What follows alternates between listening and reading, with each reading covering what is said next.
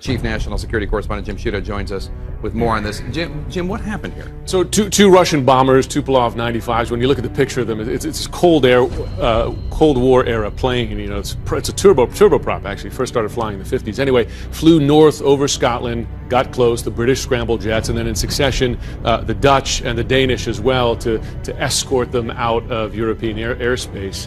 And at the same time, there's also a Russian ship that approached British waters, and a British Navy destroyer escorted that out of the way.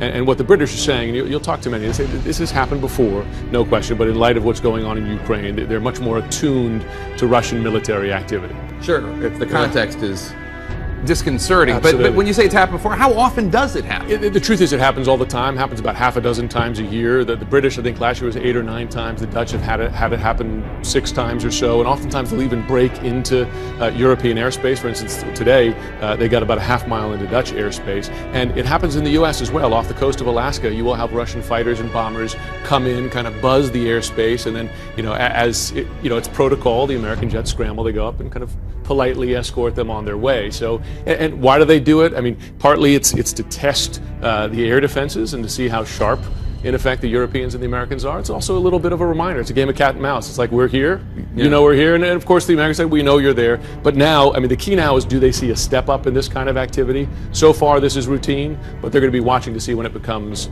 no longer routine. Well, we know they're there. Yeah. And then we don't need the reminder. Jim Sciutto, thank you so much.